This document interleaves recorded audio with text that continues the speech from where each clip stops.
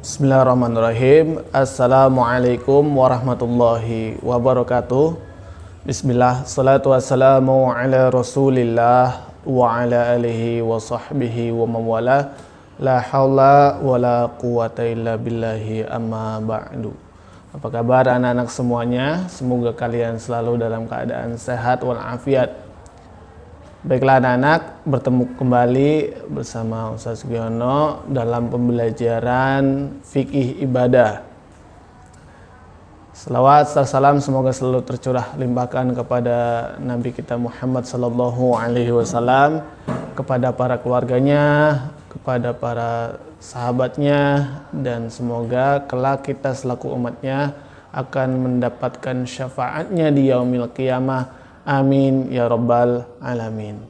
Baiklah anak-anak, atas perkenan dan juga kehendak Allah SWT, alhamdulillah kita bisa melanjutkan kembali pembelajaran kita pada hari ini.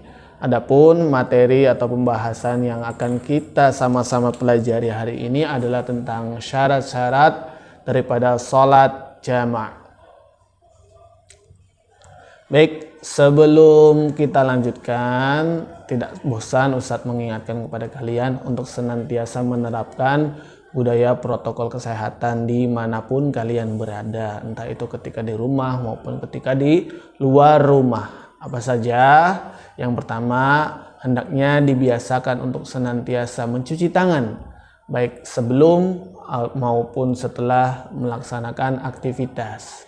Kemudian apabila kita hendak bepergian atau keluar rumah, selalu gunakan masker dimanapun kalian berada. Dan yang paling utama selanjutnya adalah menjaga jarak serta menghindari daripada kerumunan.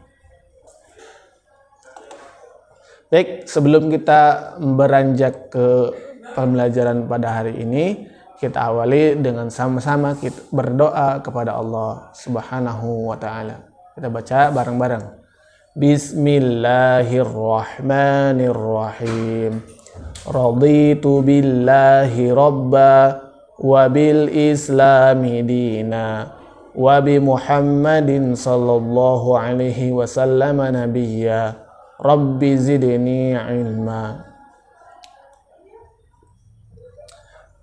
Baik anak-anak, silakan kalian siapkan alat tulis dan juga buku paket fikih ibadahnya ya. Jika dirasa sudah disiapkan, sertakan lanjutkan ke materinya.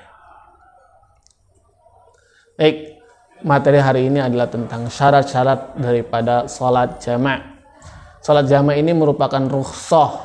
Rukhsah ini artinya ada keringanan dari Allah Subhanahu wa Ta'ala, yang mana sholat jamaah ini disyariatkan untuk meringankan kaum muslimin ya, kaum muslimin. Meskipun demikian, mengerjakan sholat jamaah ini tidak bisa semaunya kita ya, sebab ada syarat dan juga ketentuan yang membersamainya. Apa saja syarat dan juga ketentuan daripada sholat jamaah kita akan pelajari bersama-sama. Baik, adapun syaratnya dalam salat jama' takdim atau jama' takhir, ada beberapa syarat yang harus kita tempuh dan juga penuhi. Adapun syarat daripada salat jama' takdim atau jama' yang dilakukan pada waktu salat yang pertama, yaitu yang pertama adalah berniat di dalam hati ya untuk salat jama' takdim. Nah, niat sholat jamak takdim ini tidak dilafalkan dengan lisan, karena hal yang demikian ini tidak dicontohkan oleh Rasulullah Sallallahu Alaihi Wasallam. Kemudian yang kedua adalah berturut-turut. Maksudnya apa ya berturut-turut ini? Yaitu setelah mengerjakan sholat yang pertama, maka langsung dilanjutkan dengan sholat yang kedua. Ya, misalnya apa? Misalnya adalah ketika kita salat jama' menggabungkan antara salat duhur dan juga asar. Nah, ketika selesai mengerjakan salat duhur, assalamualaikum warahmatullah, gitu kan? Sebaliknya, kemudian tidak ada jeda, tidak ada yang membatasi atau yang menyela antara dua waktu tersebut, langsung berdiri lagi kerjakan sholat asar. Seperti itu maksud daripada berturut-turut.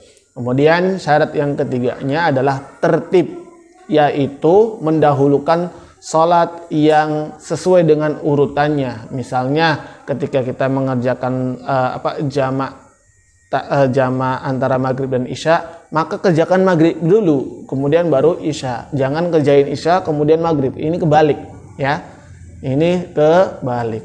Maka dari itu syaratnya adalah kita tertib, kerjakan sholat sesuai dengan urutan waktunya dulu ya, seperti itu. Kemudian apabila akan melakukan sholat jamak takhir atau jamak yang diakhirkan gitu kan, maka syarat yang harus kita tempuh atau kita temui adalah yang pertama, berniat di dalam hati ya sejak waktu sholat yang pertama ya. Karena yang kalau kita sholat jamak takhir adalah kita melewatkan sholat yang pertama dulu. Misal sebagai contoh adalah kita dalam perjalanan menuju kampung halaman.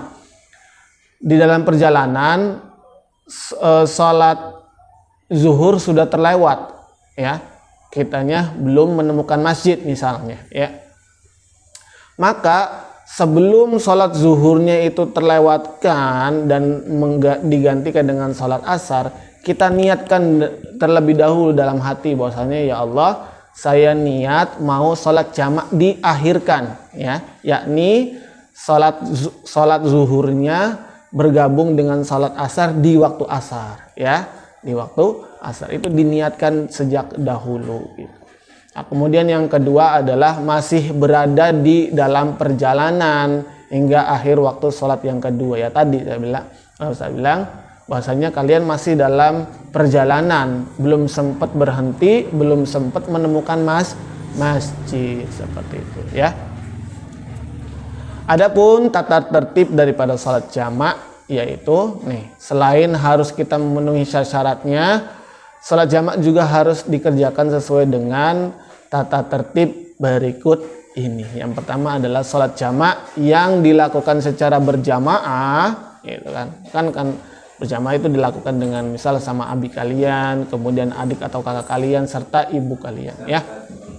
Hendaknya dimulai dengan azan dan juga iqomah. Kemudian yang kedua adalah sebaiknya jeda waktu antara dua sholat yang dijamak ini tidak terlalu lama ya. Misalnya setelah mengerjakan sholat zuhur, sebaiknya segera mengerjakan sholat asar.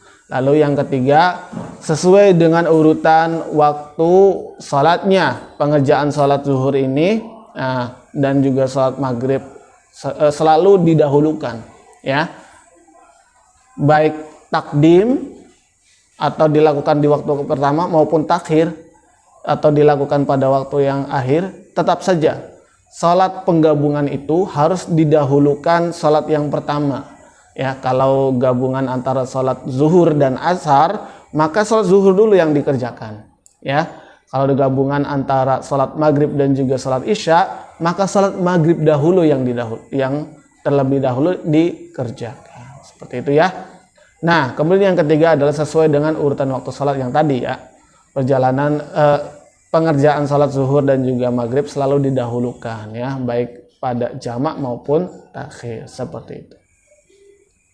Kemudian yang C, kapankah diperbolehkan menjamak sholat? Nah, ini juga perlu kita perhatikan dan juga kita pelajari ya. Kita diperbolehkan menjamak sholat ketika sedang berada dalam salah satu keadaan berikut ini. Yang pertama, apabila ketika sedang melakukan safar atau perjalanan yang jauh ya. Kemudian yang kedua adalah ketika berada di Arafah dan Muzdalifah dalam menunaikan ibadah haji ya. Kemudian yang ketiga adalah tatkala sedang mengalami sakit ya. Nah, ini ketika kita sakit kemudian kita tidak kuasa gitu kan, maka boleh dijamak. Kemudian yang keempat adalah ketika ada kebutuhan dan juga urusan yang sangat mendesak. Kemudian yang yang kelima ya, yaitu manakala terjadi hujan ya, sangat deras sekali. Sebagai contoh adalah turun hujan yang sangat deras ketika akan melaksanakan sholat maghrib di masjid, ya. Kemudian dikhawatirkan jalan tergenang sehingga susah untuk kembali ke masjid untuk sholat isya berjamaah. Nah itu boleh, ya. Tadi contoh misalnya kalian berangkat sholat maghrib menuju masjid, gitu kan. Sesampainya sholat maghrib, hujan besar. Hujannya besar sekali mengakibatkan jalan-jalan itu tergenang, gitu kan. Maka boleh langsung sholat isya setelah mengerjakan sholat maghrib, dan tentunya hal yang demikian harus sudah ditetapkan oleh imam masjidnya, sehingga ketika hujan sudah reda, gitu kan, kalian pulang ke rumah, kalian sudah tidak harus mengerjakan sholat isya-nya lagi. Seperti itu ya. Baik anak-anak, itulah materi pada hari ini. Adapun kesimpulannya adalah yang pertama, mengerjakan sholat jamaah ini harus sesuai dengan syarat dan juga ketentuan yang ditetapkan oleh syariat. Kemudian yang kedua, urutan pengerjaan sholat jamaah ini harus sesuai dengan urutan waktu sholat biasanya, tidak boleh dibalik ya. Kemudian yang ketiga atau yang terakhir adalah sholat jamaah ini boleh dikerjakan dalam kondisi tertentu yang dibenarkan oleh syariat. Baik anak-anak, untuk evaluasi atau penugasan silakan kalian kerjakan lembar evaluasi di buku paket fikih ibadah pada halaman 10 sampai dengan 12. Mudah-mudahan Allah Ta'ala memudahkan kalian dalam mengerjakannya. Amin ya rabbal alamin. Kita tutup dengan sama-sama membaca doa penutup majelis. Subhanakallahumma wa bihamdika asyhadu an la ilaha illa anta astaghfiruka wa atubu ilaik. Wassalamualaikum warahmatullahi wabarakatuh.